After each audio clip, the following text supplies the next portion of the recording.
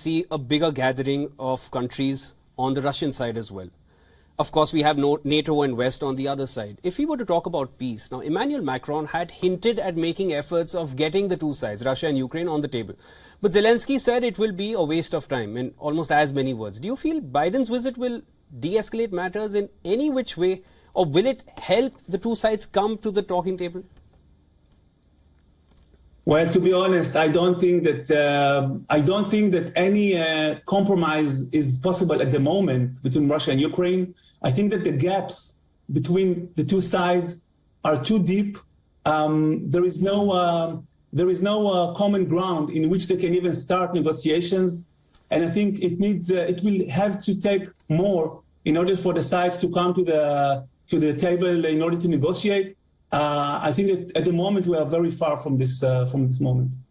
Yeah, if you would think about any possible methods of de-escalating the matter, do you feel any specific country can intervene? I think out of all the countries essentially talking about peace, India made a very categorical statement at the G20 summit that this is not the era of war. It was a clear message to all sides put together. Is there any other way of de-escalating the matter? Because year two seems to be starting on a very bad note for Ukraine specifically, because in everything that is happening, Ukraine is the one which is getting badgered badly. What are the possible methods that there can be peace? Well, I think that this is, again, it's a very good question with a very complex answer. I think that when you think about it, I think that if you think about it, I think that India, for example, could be a very good candidate for trying to mediate between the sides. They have very close relations with Moscow, but they also have good relations with Kiev, with Ukraine. And I think that Prime Minister Modi is in a good position to try and to be a mediator between the sides. But unfortunately, I think that when we look on what's happening on the ground, I think this is the main reason why the moment, unfortunately, I guess that it won't be possible. Not now. Something serious, very big needs to happen in order for the sides to sit and negotiate. Either it will be a huge military success of one of the sides, either it will be a change in leadership. Something needs to happen. As long as it doesn't happen, I guess that we're going to see more of the same and even worse. It's almost like a saving face at the moment, because none of the sides backing off it's not going to agree with either of the sides. US is not going to back off. It has not done till now. And if we were to look at the past, US never exited Afghanistan for 20 years. And it called it, I mean, there have been a lot of reports coming in that Ukraine very well might just be US next forever war. Do you feel that could also be a condition? Because US and Russia have never seen eye to eye. We all know the history.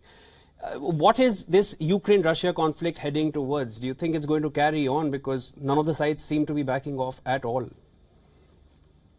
Yeah, unfortunately, I think that the scale of the war and the amount of casualties and, the hatred and the terrible thing that we saw during the last year created such an atmosphere which it will be very hard, to cancel, to change. The Ukrainians, from their side, of course, they see no reason to stop the war. They want to free their land, which was occupied by the Russians within the last year, or actually since 2014. And while they are being supported by the US for the last year with a lot of money and equipment and arms, I think that they feel that they have the capabilities to be successful. From the other hand, the Russians, they feel that there is a war by the collective West against Russia. And this war is not only about Ukraine, which is a very important region for Russia, but also they think that the West is interested in regime change in Moscow. And therefore, we are in a situation, kind of a deadlock. And at the moment, as I said, and I will say it again, at the moment, I don't see any serious possibility for a real diplomatic solution. I think that we need probably to wait a few more months to see the developments on the ground. and we will be smarter. Before that, I don't see any way that this conflict will be resolved diplomatically. If you were to look at the two sides, and I'm not going to talk about Ukraine and Russia, let's just call it the way it is. If you're going to look at the two sides, US and Russia, what exactly are they looking at? Just eastern Ukrainian sides or those cities are enough for Russia, or do you think Russia wants more?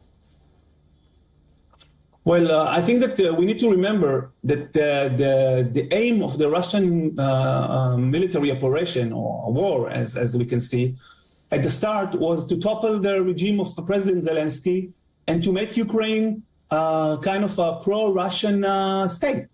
But they failed doing that. And I think that now they're focusing more on the region, which are, of course, on eastern Ukraine, on the Donbas area, which is, by the way, still is not being controlled by Russia fully.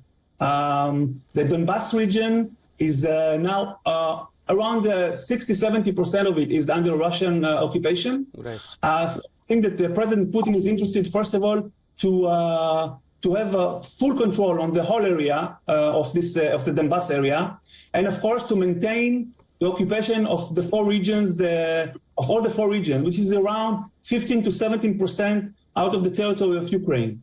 I think that when we speak in military terms, I think that the Russians have a problem because they suffered so many casualties, so they are not able probably to try and have a bigger impact in the battlefield. So I think, and this is the reason why I think they will try to focus on eastern Ukraine, on the Donbas, while the Ukrainian side will make a huge effort, probably during the start of the spring, to free more lands from the Russians, from the occupied territories by the Russians, probably in south of Ukraine, in around the area of Melitopol, and in the Zaporizhzhia area, and down to the north shore of the Azov Sea. I think this is where we're heading in the next few weeks.